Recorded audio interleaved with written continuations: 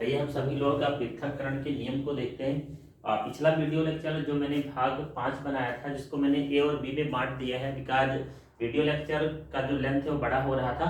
तो आइए हम सभी लोग पिछले लेक्चर में डाइहाइब्रिड क्रॉस क्या है और उसको बनाने का तरीका सीख चुके हैं। इस वीडियो लेक्चर में हम पहले पृथक्करण का नियम और उसके बाद मेंडल का तृतीय नियम यानी स्वतंत्र अभिहोत के नियम के बारे में समझेंगे। तो देख लेते हैं पृथक्करण का नियम क्या है, यानी लॉ ऑफ सेग्रीगेशन किसे कहते हैं। सबसे पहले इसको समझेंगे। प्रथम पीढ़ी यानी F1 जनरेशन में लक्षणों के युग यानी F1 जनरेशन के दौरान जो कैरेक्टर्स या लक्षणों का युग्ल है यानी जो जोड़ा है के का साथ साथ रहने यानी इनके साथ साथ रहने पर भी लक्षणों का मिश्रण नहीं होता है। फॉर एग्जाम्पल F1 जनरेशन में अगर हम यहां से देखें कैपिटल टी ये लॉन्ग प्लांट के लिए कारक का उपयोग किया गया था। ऑलरेडी आपको प्रभाविता के नियम के पहले मैंने 1 संकर सेकंड में क्लियर कर दिया है।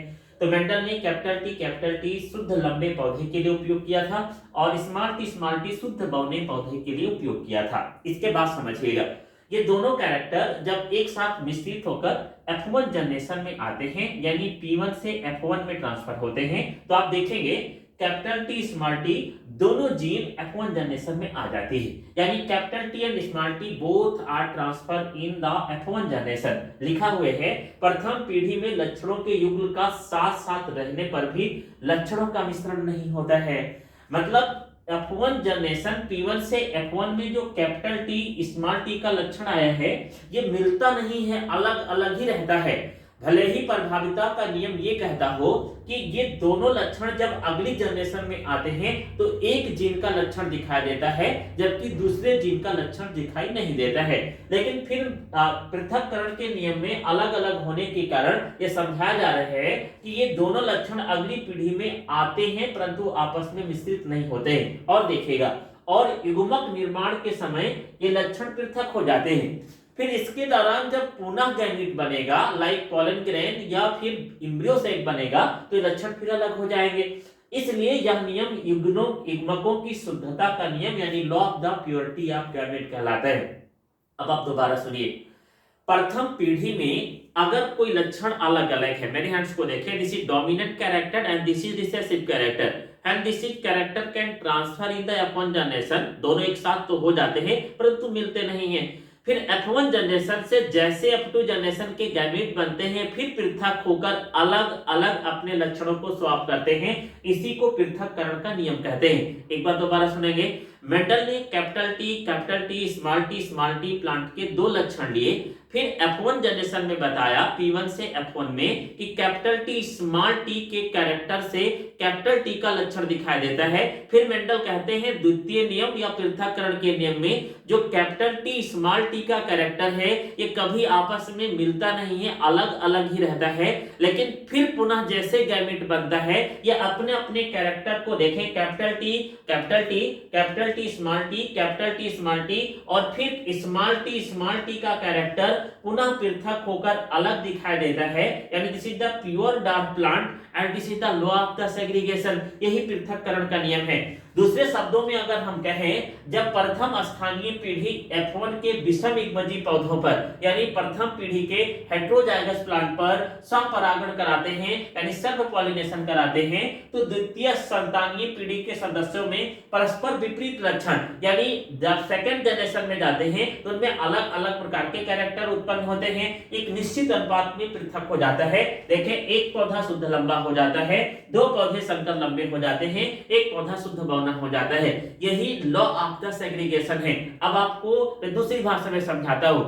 कहा जा रहा है मेंडल के अनुसार कि प्रथम पीढ़ी में जो कैरेक्टर P1 जनरेशन में होता है जब वह प्रथम पीढ़ी में आता है तो उसके लक्षण एक साथ आते तो हैं परंतु कभी आपस में मिलते नहीं, अलग अलग रहते हैं। फिर जैसे ही F1 से F2 जनरेशन के प्लांट बन रहे होते हैं उनके युग्मकों के निर्माण के दौरान वो कैरेक्टर पुनः अलग अलग हो जाते हैं। अगर आपको प्लांट समझ में आता है तो अच्छी बात है, वरना एक एग्जांपल ले सकते हैं। पहले इसको देखें, कैपिटल टी, स्मॉल टी दो अलग अलग कैरेक्टर हैं। ये मिश्रित होते नहीं है, एक साथ आकर लंबे पौधे का निर्माण करते हैं, जो संकर लंबा कैपिटल टी स्मॉल टी हो जाता है।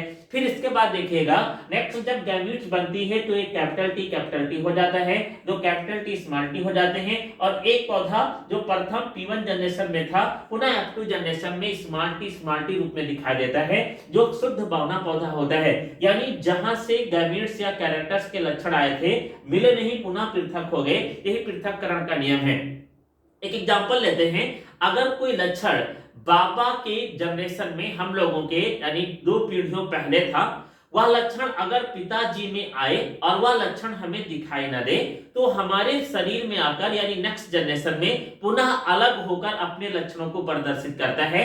मेंडल के अनुसार इसी को पृथक्करण का नियम कहते हैं। पृथक्करण मतलब अलग अलग हो जाना, और जब ये लक्षण स्वतंत्र रूप में अपने नए कैरेक्टर्स को स्वैप करते हैं, तो इसलिए यह नियम युग्मकों की शुद्धता का नियम यानी law of the purity of gametes कहता है।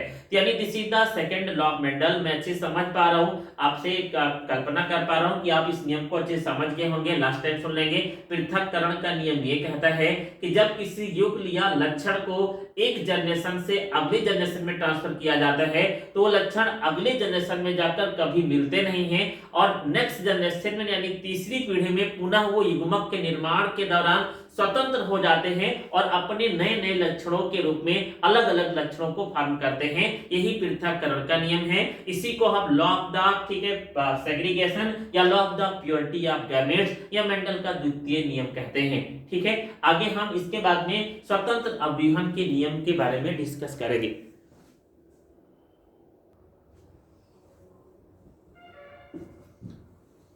हम सभी लोग मेंडल के तृतीय नियम के बारे में ठीक है अच्छे समझेंगे कि मेंडल का तृतीय नियम क्या है। मेंडल के तृतीय नियम को स्वतंत्र अवयवन का नियम कहते हैं। मेंडल ने जेनेटिक्स का तृतीय नियम कैसे बनाया, पहले देखते हैं।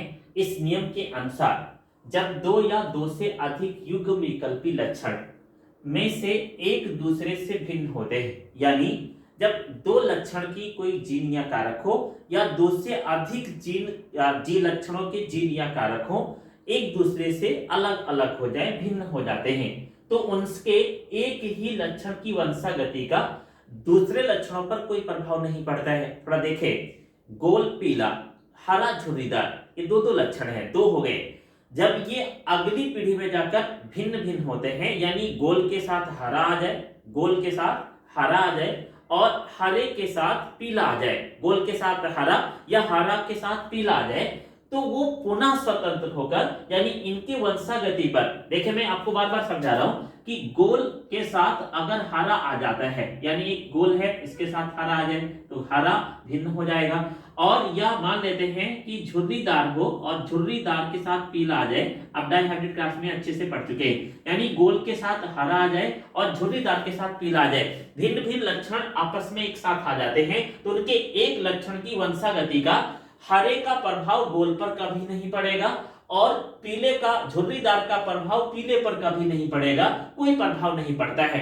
प्रत्येक जोड़ी के विपर्यासी लक्षणों से प्रभावित हुए बिना स्वतंत्र रूप से अभिव्यक्त करते हैं, यानी बिना किसी को प्रभावित किए पुनः पृथक हो जाते हैं। एक बार दोबारा समझिएगा, जब कोई दो कैरेक्टर्स या दो से अधिक कैरेक्टर्स भिन्न भिन्न हो जाएं, अलग हो जाएं, जिसमें एक डोमिनेंट आ जाए, एक रिसेसिव आ जाए या दो दो एक एक साथ आ जाए, तो प्रत्येक लक्षण अलग अलग स्वतंत्र होकर अभिव्यक्त करते हैं। यहां पर देखिए, one is complete dominant character capital Y capital R, जिसके कारण आपने द्विसंकर संकरण में पढ़ा था कि प्लांट गोल पीले बीज वाले होते हैं। Second is the complete recessive character small Y small R, जिसके बारे में आपने पढ़ा, यह कंप्लीट अप्रभावी लक्षण है।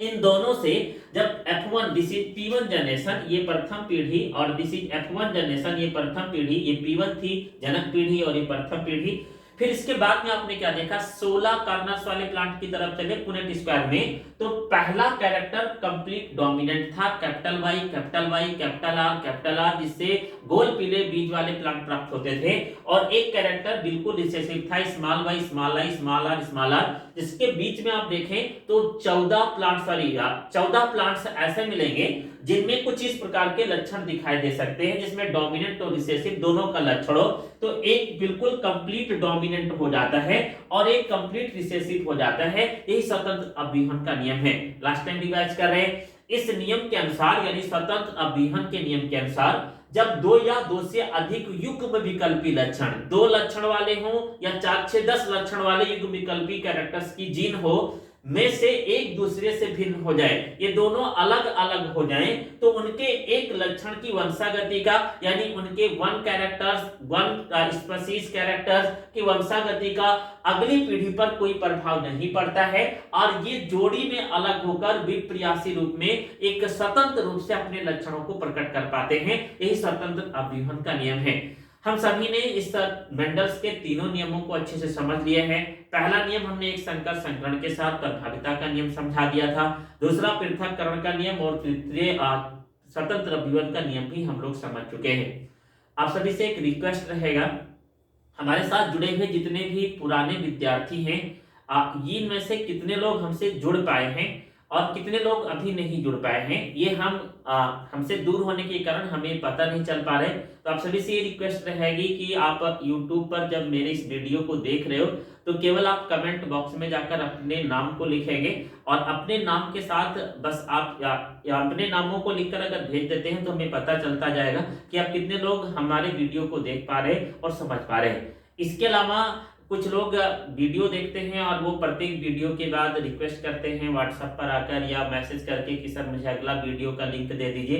तो हम आपसे रिक्वेस्ट करना चाहेंगे कि जो हमारा चैनल बायोलॉजी फ्रेंड के नाम से है, इस चैनल में आप सब्सक्राइब करके फिर अपना बेल आइकन प्रेस करें, तो हम जो भी वीडियो आपको शेयर करेंगे बनाकर भेजेंगे वह वीडियो आपको सीधे ठीक है नोटिफिकेशन के रूप में मिलेगा और आप उसे आसानी से देख सकेंगे। एक रिक्वेस्ट और रहेगी, अगर आप सभी हमारे इस रात 10:30 पौने 11 के करीब बनाए गए वीडियो से अपने आप को लाभ प्राप्त करते हैं तो कम से कम प्रत्येक स्टूडेंट मिलकर 10 सब्सक्रिप्शन यानी 10 सब्सक्राइब करवाएं या किसी भी दोस्त मित्र या फ्रेंड्स के साथ जुड़कर 10 सब्सक्रिप्शन कराएं, जिसमें हम प्रत्येक से 10 लोगों से जुड़ पाए। अगर आप ऐसा करते हैं तो इससे हमें डायरेक्टली यूट्यूब पर लाभ मिलेगा। और साथ में एक बात और आपको शेयर करना चाहेंगे, हमारे पास समय न होने के कारण हम आपको कोई मोटिवेशन का अधिक वीडियो नहीं बना पा रहे, बट ये बात आप ध्यान से सुनेंगे, हमें अगर अपने जीवन में कोई सफलता अर्जित करनी है तो सबसे पहले हमें अपने आप की पहचान करना होगा। जब हम अपने आप की पहचान कर लेंगे कि हम अपने जीवन के कितने समयों का उपयोग अपने लिए हम लगाते हैं, कितने समयों का उपयोग अपने जीवन को सुधारने के लिए करते हैं, तो हमें अपनी प्रकृति में कोई भी चीज सफलता अर्जित करने, किसी भी चीज को पा लेने में कोई भी असमानताएं नहीं रह जाएंगी। अपने आप की पहचान कैसे किया जाए, तो अपने आप की पहचान हम आज से अगर 1 साल पहले मिले हों, 2 साल 1.5 साल पहले मिले हों या मान लीजिए 4 से 6 महीने तक ना मिले हों या डेली मिल ही रहे हों, तो हम आपको बस यही समझाना चाहते हैं कि आप एकाग्रता से शांतिपूर्वक बैठकर अपने अंदर की ऊर्जा को समाहित करने का, अपने अंदर के उस पूरे प्रयासों को बदलने का या अपने अंदर जो कार्य हम करना चाह रहे उसको पहचानने का प्रयास करें। हमने अधिकतर विद्यार्थियों के जीवन में ये देखा है कि वो अपने जीवन के अधिकतम समयों को बर्बाद करते हैं और बर्बाद करने के बाद भी बड़े बड़े सपने को देखते रहते हैं। जब हमारे पास कोई इमेजिंग है, बड़े सपने हैं, तो सपने देखने से नहीं पूरा होता है, क्योंकि सपना देखना अलग विषय है और उसे पूरा कर पाना अलग विषय है। मनुष्य के जीवन में ये 60 से 70 वर्ष की आयु है जो हमें इनफाइनाइट लगता है। मनुष्य के जीवन में आपकी आयु 17 साल, 12 साल, 14 साल, 15 साल की है और आगे भी आपको लगता है कि बहुत सारे समय हमारे जीवन में है। ऐसा कुछ नहीं है। हमें जीवन में सफलता के लिए कुछ चंद मिनट और चंद घंटे हैं, अगर चाहे तो आप उन्हें कापियों में कैलकुलेट करके निकाल सकते हैं कि कितने समय हमारे जीवन में बचे हुए हैं। समय को बर्बाद ना करें, समय का उपयोग करें और साथ में जब आप सफलता कुछ होती नहीं है, सफलता का मतलब कुछ लोगों से अलग हो जाना, 200 से अलग हो जाए तो हम सफल हैं, 2000 से अलग हो जाए तो हम सफल हैं, 2 लाख से सब अलग हो जाए तो हम सफल हैं, और 2 करोड़ और 2 अरब से भी सफल हो जाते हैं तो हम सफल हैं। मतलब लोगों से बेहतर कर पाना। कुछ लोग तो पृथ्वी पर ऐसे हुए हैं जिनको हम केवल एक नाम से जानते हैं, उन लोगों को भी कुछ नहीं पता था कि हम कैसे सफलता अर्जित करेंगे और इतना बड़ा कार्य करेंगे, लेकिन उनमें और हम लोगों में बस इतना अंतर था कि वो समय का यूज करके अपने एक लक्ष्य पर केंद्रित होकर कार्य करते चले गए, और हम सभी लोग बिखरे हुए हैं, अपने लक्ष्य को केंद्रित नहीं कर पा रहे और कार्य नहीं कर रहे, बस केवल इतना ही अंतर है। तो सबसे बड़ा रिक्वेस्ट ये रहेगा कि आप सफलता को बाद में देखें, सफलता को बाद में सोचें, अपने अंदर की ऊर्जा को समाहित करें, अपने अंदर की ऊर्जा को लगा दें और इस 24 घंटे के अधिकतम समयों का उपयोग अपने फ्यूचर के लिए करें। आपको प्रकृति का कोई कारक सफल होने से रोक नहीं सकता है, क्योंकि जब हम अपने आप की तलाश मनुष्य कर लेता है, जब कोई भी मनुष्य अपने आप की पहचान कर लेता है, तो मानव जीवन में किसी भी कार्य की ठीक है असफलता नजर नहीं आती है, क्योंकि मनुष्य की पहचान जीवन की सबसे बड़ी पहचान है। Good night and best of luck and best of future for board exam.